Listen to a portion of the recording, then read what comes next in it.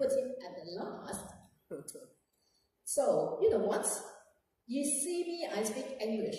我可以说普通话. Because, I have a friend, he's been here for 20 years. 20 years as a foreigner in China, traveling all over the world and all different Chinese cities with a beautiful wife. And his beautiful wife is actually in Shenyang.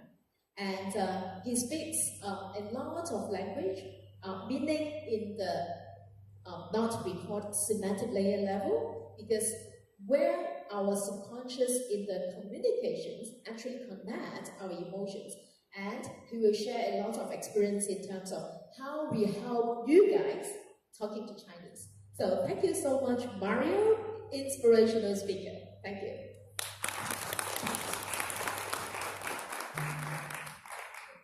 Thank you, Carrie. We are honored to have Mr. Mario Cavolo, author and media writer of AMP Communication Group, to share with us the current trend of doing business in China. Please join me in welcoming Mario to the stage. Well, ladies and gentlemen, it's going to be a very interesting point for me this morning because I have to do 20 points in 20 minutes, but I have to do it in 15 minutes. So let's get right to it. 20 years ago, and by the way, thank you, Carrie, for beginning to touch the tip of the iceberg on the depth of detail and the little intricacies of business and life here in China. It's really quite incredible. Do you know how the United States, you can't say, oh, well, where do you live? I live in America. Can you say that? Not really, because well, I'm going to move back to America. Oh, I don't like living in America, or I do like living in America. You can't really say that because it's too general, right? I mean, is living in New York or San Francisco the same as living in Texas or Louisiana? Regionally, they're entirely different. They feel different. Take that, multiply it by about 10, and you have the same idea as to what life is like in China. I wanted to tell you right here, 20 years ago, I was the front page headline of the Chengdu newspaper. 20 years ago, it surprised me, and the gentleman on the left is Zhou Yangpeng. He ended up being the highest-ranking Chinese government official to ever be convicted and thrown in jail. So he's there, and I'm here. I'm really happy about that. I'm glad that was reversed. And I'm really happy to share with you that last month, the nation's newspaper, China Daily, published my story. I'm very honored to have the nation's newspaper, the Zhongguo Rubao, publish my story. So, in the next 14 minutes, I'm going to share with you a bit of what has gone on during that 20 years and what my impressions are of China. So, I'm not here as a real estate expert specifically, though the rise of the middle class certainly has a lot of relationship to the rise of the real estate market here in China. Okay, so here we are celebrating my 20th year in China. Number one, there is a nauseatingly negative narrative on both politics and especially China. So you have to do the following. You have to filter every mainstream media headline news story that you see or read with your own common sense and intelligence. You need to remove the politics and the negative bias from the evident, balanced body of facts and observations. What then, says Mario, should you be paying attention to? Primarily, the state of affairs of the domestic consumer household consumption and small businesses. That's the main thing you should be paying attention to. Not top-line headlines about how much debt the government has and banking and the stock market, etc., especially the Chinese stock market, which has very little correlation to the actual real-world society and economy. You probably didn't know that either, okay? Why pay attention to the state of affairs of the domestic consumer household consumption in China? Because there's 700 million of them, that's why, okay? That's a pretty big and influential group. Number three, Beijing, Shanghai, Guangzhou, and Shenzhen is not the China property market. Those four markets combined, which average something along the lines of $1,000 per square foot to buy an apartment, okay, total only 14% of the country's real estate market. The rest of the country is China's real estate market. 86%, like Shenyang, where I live, or Chengdu, where I was just a few days ago giving a speech. There's over around 40 second tier and over 250 total second, third, and fourth tier cities. In those cities, 90% of households own their home, and the average price of a home is 4,000 to 12,000 RMB per square meter, which is 75 to 200 US dollars per square foot. Sounds more reasonable and normal, just like it is back in the United States, okay? Number 4, 200 million middle-class households, that's 3.5 persons per household, have very low expenses, including low rent, no mortgage, if any mortgage at all, healthcare, food, transport, and very low household mortgage and credit debt. And they are cash rich. That was the subject of my first book on China, and that is the big secret of China.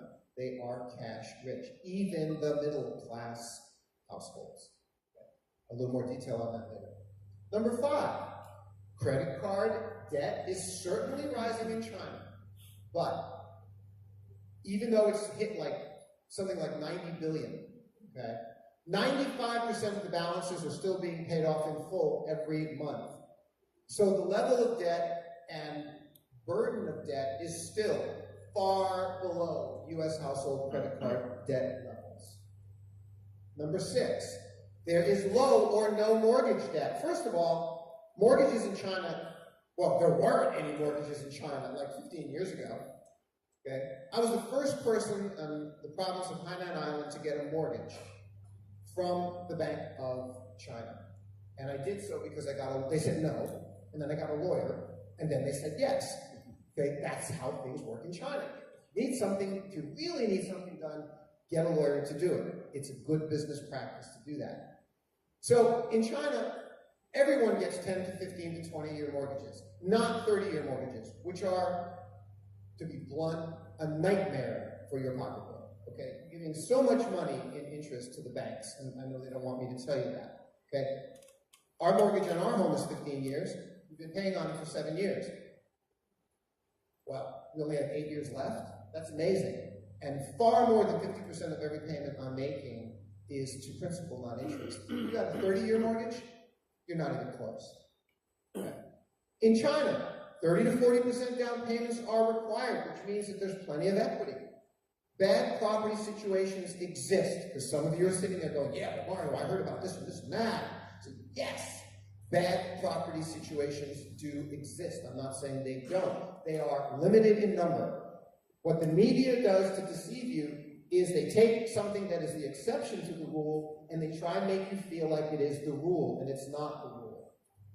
Number 7, comparison to the United States 2008 property market financial crisis. You have to understand what the United States government and Fed and Wall Street did. They intentionally gave hundreds of or tens of millions of no qualified 100% subprime mortgages. Then they pulled them into tranches and rated them AAA. Then they created CDS credit default swaps on the MBSs, and they sold that too. The whole thing came crashing down in a heap, and they bailed out the billionaires that did it in the first place. That's what happened. Okay? That was the very brief version of what happened, but it's factually accurate. I want you to understand, such extremes in China do not exist in the economic system. First of all, the banking system is a closed market.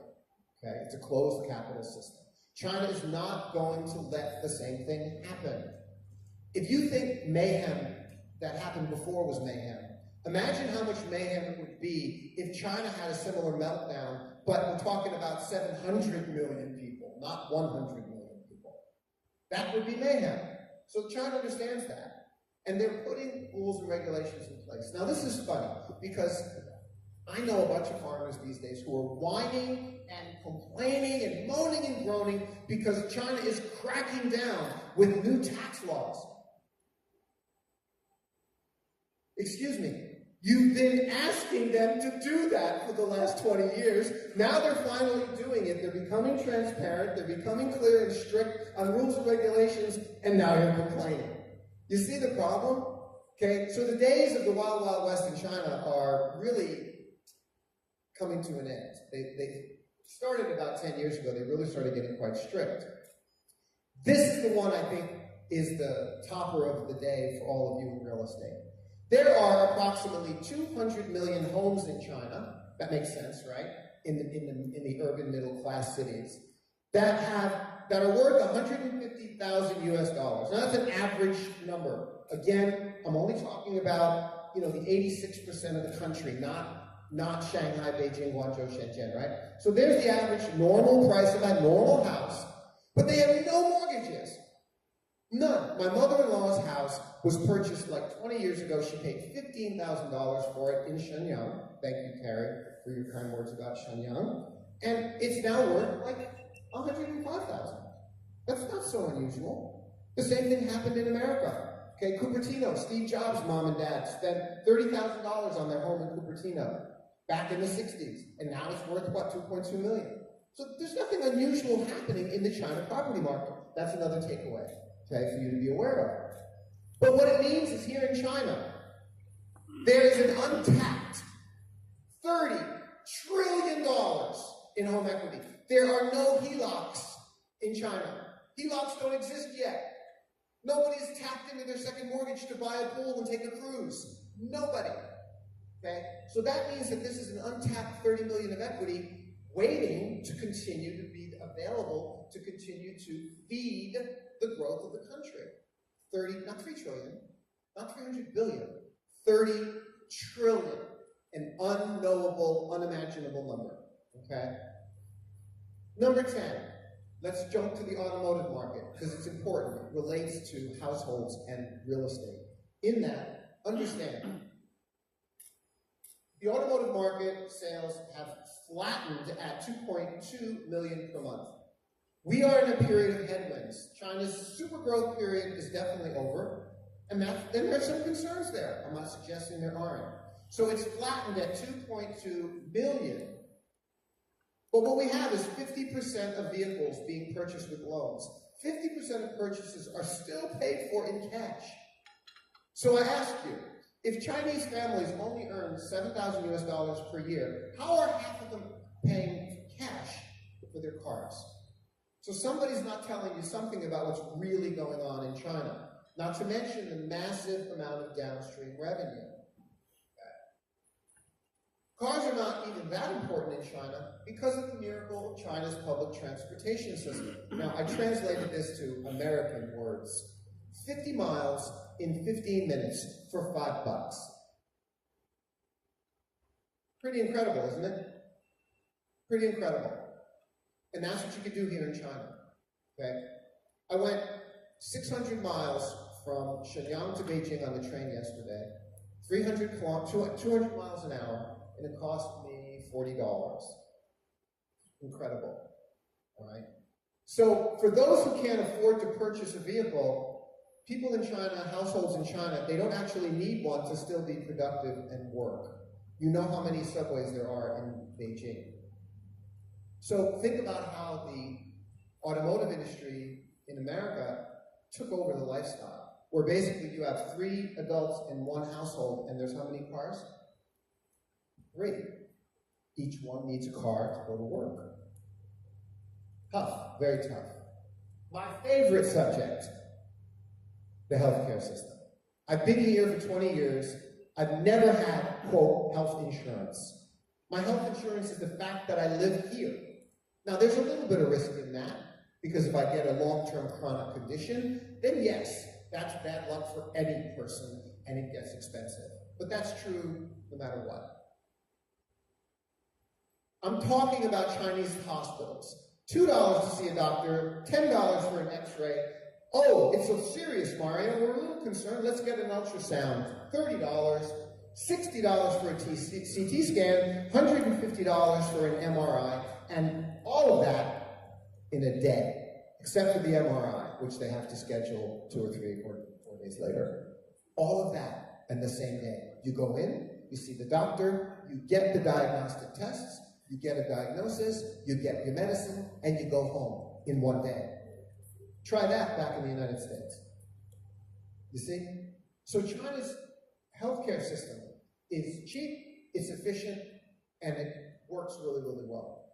My wife gave birth in a Chinese hospital. Foreigners don't understand. They say, oh, you let your wife go to a Chinese hospital to give birth? I said, yeah, you know, let me tell you why. Because like in Chinese hospitals, maternity hospitals, they do like 1,000 births every month. I think they know what they're doing. You see what I mean? And sure enough, we had a great time. My wife went in, she was due, she didn't go into labor. They said, come on into the hospital. Brought her into the hospital. They said, okay, we're going to come to your room at 1 o'clock and we're going to break your water. Okay, great. They brought her, came in, broke her water. An hour later, she went into labor. Okay, 5 hours later, she delivered. Great. Well, the nurses came in the room and they let me be part of the whole experience. They said, okay, your wife's ready to give birth. We're going to take her down to the labor room, downstairs. You, let's go, come on. And they put me in the medical garb, and they, yeah, you too, go on. You're coming too, right? And I was down there, and I'm watching the nurses. My wife's laying there, she's pushing away, and the nurses are going, Jayo, Jayo. I mean, this is hysterical, right? Okay, so what does Jayo mean? It means, come on, go, push, like this, right? So this is the realities of some of the things in China that I have a funny feeling you haven't heard about. Number 12. Cheap China? Cheap Chinese products? I'm sorry. If the product is cheap, it's because the company that ordered it cheap. Okay? China is capable of making superb products.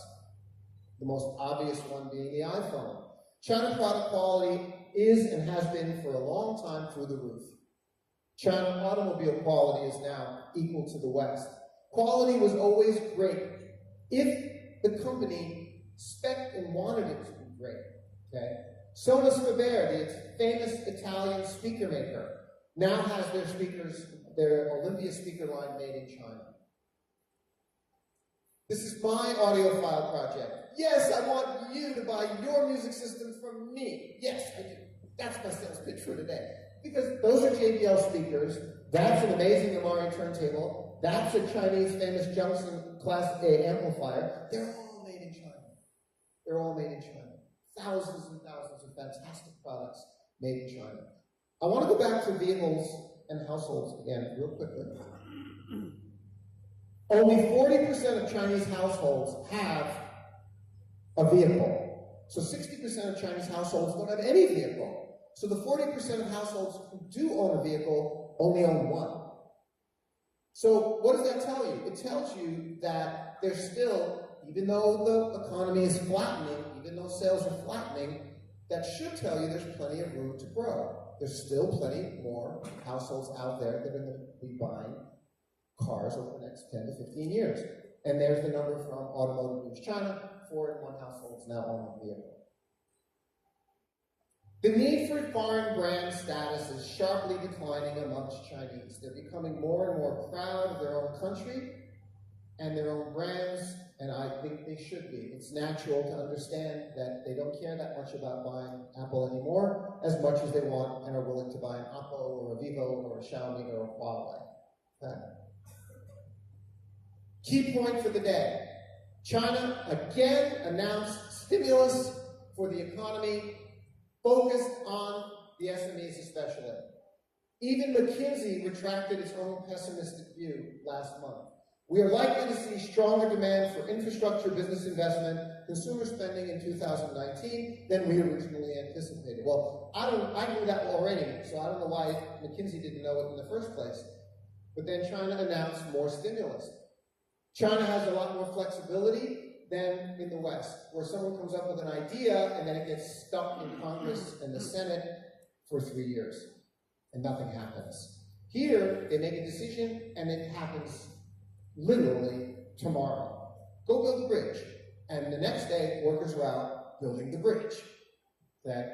So there are disadvantages and advantages to the central planning government. Every small business, including, for example, my own, my wife's, who's Chinese, right, Shenyang, had a 30,000 RMB, that's about 4,500 US, exemption every month. In other words, the first 30,000 RMB per month, no tax. They just increased that to 100,000. Can you imagine if all the small businesses back in America didn't have to pay taxes on the first 15,000 in revenue? So in America, they continue, and in the West, they continue favoring the billionaires, but they're just pillaging the society who are making the same amount of money they were making 20 years ago. It's a very, very difficult situation. China is not doing that. So if you want to call that a draconian communist country, I don't think so. Okay?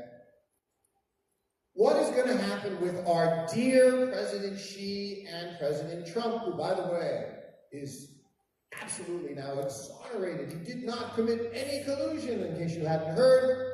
What's going to happen between these two? You heard it from me. It will be fine. Relax. Again, you must understand the desperation of today's saturated Western media to compete for views and clicks and revenue. So their de facto approach is to report news as crisis, extreme, and worse than it is. That's what they do, period. You have to know that. What's going on behind the scenes is they're working very hard to make things work, to make better deals, and they will. Okay? Now, if I'm wrong 6 months to a year from now, what I just said to you, call me. Let me know. I don't believe I am. Okay? We're going to see a societal and economic split. China is, with their Belt and Road Initiative, doing this. America's doing this. And these are going to be two parallel global economies. That's my vision for the future. That's what's going to happen. They're going to tolerate each other and play together in the global stage because they have to.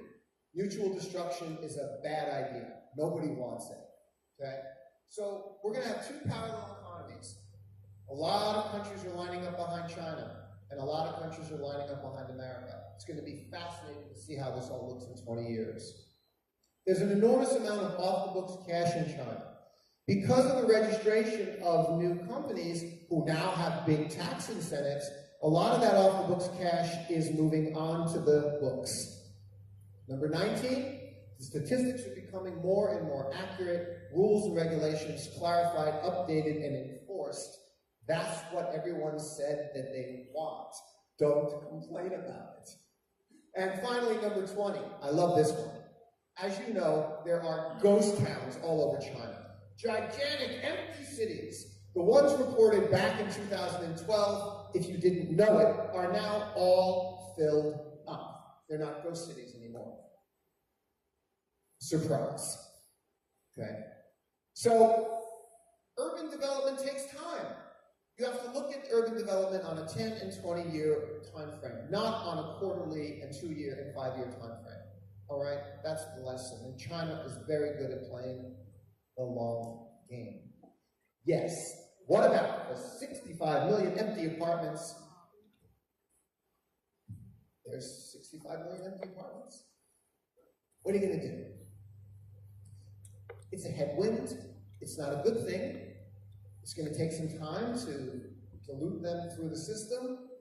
And it's a headwind. It's a drag. But it's not a disaster.